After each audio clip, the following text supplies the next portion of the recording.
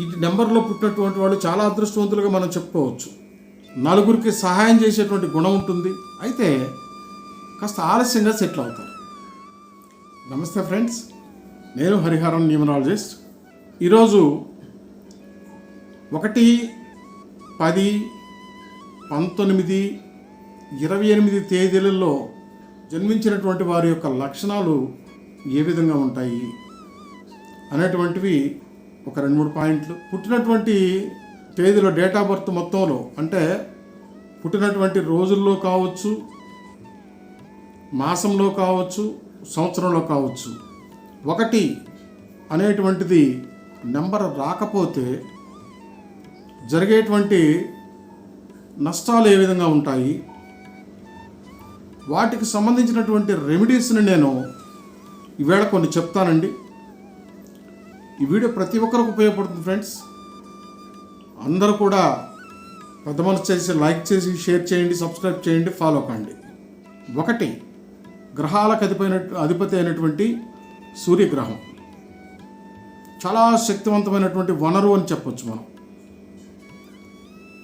ఈ గ్రహం, సూర్యగ్రహం యొక్క కిరణాలు మనకొక 10 రోజులు కనుక రాకపోతే సూర్యుడు, యూనివర్స్లో ఉన్నటువంటి ప్రతి ఒక్కరు కూడా అనేక రకాల ఇబ్బందులకు గురి అవుతారు. అందరికి తెలిసినటువంటి విషయం. చాలా శక్తివంతమైనటువంటి గ్రహం, మార్గదర్శకుడు, ఒక రాజు. అవును కదండి. అలానే ఈ సంఖ్యలో పుట్టినటువంటి వాళ్ళు కూడా చాలా ఉన్నతమైనటువంటి భావాలను కలిగి ఉంటారు. ఉన్నతమైనటువంటి లక్ష్యాలని వాళ్ళు ఎన్నుకుంటారు, అవి చేరుకుంటారు కూడా. ఏ రంగంలో ఉన్నా కూడా ఉన్నతమైనటువంటి స్థానంలో ఉన్నతమైనటువంటి స్థాయిలో ఉండాలన్నటువంటి సంకల్పంతో వాళ్ళు కష్టపడతారు. అయితే కాస్త ఆలస్యంగా సెటిల్ అవుతారు. నలుగురికి సహాయం చేసేటువంటి గుణం ఉంటుంది. నలుగురికి మార్గదర్శకంగా ఉంటారు. ఎంతో శక్తివంతులని చెప్పొచ్చు. మంచి ధైర్యం ఉంటుంది, తెలివితేటలు ఉంటాయి. వారు కోరుకున్నది ఏదైనా సరే సాధించడానికి వాళ్ళకంటూ ఒక ప్రత్యేకమైనటువంటి విధి విధానాలను కూడా వీళ్ళు ఏర్పరచుకుంటారు. అటువంటి ఎన్నుకుంటారు కూడా అని ఖచ్చితంగా చెప్పొచ్చు మనం. చూడండి ఫ్రెండ్స్, ఈ నెంబరు తండ్రి లాంటి వాళ్ళు. ఈ నెంబర్లు ఎవరు జన్మించినా కూడా వాళ్ళు కనుక ఫ్రెండ్స్ అయితే వాళ్ళు అదృష్టవంతులనే చెప్పుకోవాలి. మంచి జీవన విధానము, డబ్బులు సంపాదిస్తారు, ఆస్తులు సంపాదిస్తారు, కీర్తి ప్రతిష్టలు సంపాదిస్తారు. ఇక వీరికి లేదు అంటానికి ఏది ఉండదండి. ప్రతి ఒక్కటి సాధించుకుంటారు, కష్టపడతారు, సాధించుకుంటారు. చాలా తెలివిగా ప్రవర్తిస్తారు. కుటుంబంలో కానీ, వృత్తి వ్యాపారాల్లో కానీ, ఎక్కడైనా సరే. అందువల్ల ఈ నెంబర్లో పుట్టినటువంటి వాళ్ళు చాలా అదృష్టవంతులుగా మనం చెప్పుకోవచ్చు. ఇకపోతే ఈ నెంబరు డేట్ ఆఫ్ బర్త్లో ఎక్కడైనా సరే లేకపోతే 1 జరిగేటువంటి అనర్థాలు ఏ విధంగా ఉంటాయి, నష్టాలు ఎలా ఉంటాయి, కొన్ని విషయాలు చెప్తాను. వాటికి సంబంధించినటువంటి ఆ నెంబర్కి సంబంధించినటువంటి రెమెడీస్ కూడా నేను కొన్నిటిని చెప్తాను. అతి తక్కువలో ఉన్నటువంటి రెమెడీస్ అని చెప్పవచ్చు. ఫస్ట్ ఖర్చు ఎక్కువ పెట్టుకోగలం అనుకునేటువంటి వాళ్ళకి కూడా ఉపయోగపడే విధంగా చెప్తాను. ఖచ్చితంగా పాటించండి. మీరు మంచి ఫలితాలని అయితే మాత్రం ఖచ్చితంగా గమనిస్తారని చెప్పి నేను 100% చెప్పగలనండి. జన్మ సంఖ్యలో 1 కనుక మిస్ అయితే, 1 కనుక లేకపోతే ముఖ్యంగా వీరి యొక్క సంకల్ప శక్తిని కోల్పోతారు. వీరి మనసులో ఉన్నటువంటి భావాలని వేరే వాడి దగ్గర వ్యక్తపరచలేనటువంటి పరిస్థితికి వెళ్ళిపోతారు. నలుగురికి సహాయం చేసేటువంటి స్థితిని, నలుగురికి మార్గదర్శకంగా ఉండేటువంటి స్థితిని కోల్పోతారు. లీడర్షిప్ క్వాలిటీస్ని మిస్ అవుతారు. ఆర్థికంగా నష్టపోతారు. ఏ పని తలపెట్టినా కూడా పని అయినట్టుగానే ఉంటుంది. ఈరోజు వెళ్తున్నాం, అయిపోతుంది పని అనేటువంటి మంచి నమ్మకంతో వెళ్తారు. కానీ అక్కడికి వెళ్తే పని కాదు. ఇట్లా వీరికి ఉన్నటువంటి మంచి ఉజ్వల భవిష్యత్తును మిస్ అవుతారండి. వీరు ముఖ్యంగా చేయవలసినటువంటి రెమెడీస్లో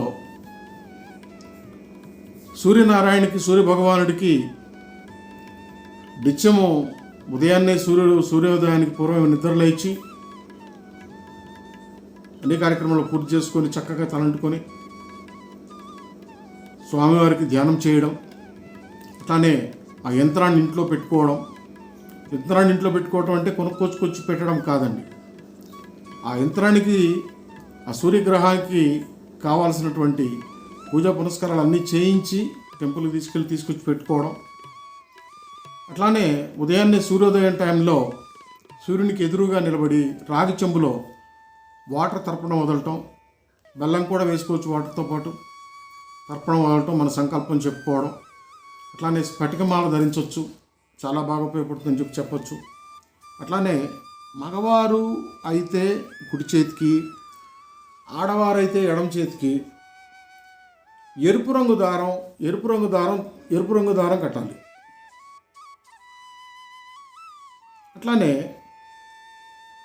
ఏకముఖి రుద్రాక్ష, 5 ముఖాల రుద్రాక్ష కూడా ఉపయోగపడతాయి, బాగా ఉపయోగపడతాయి.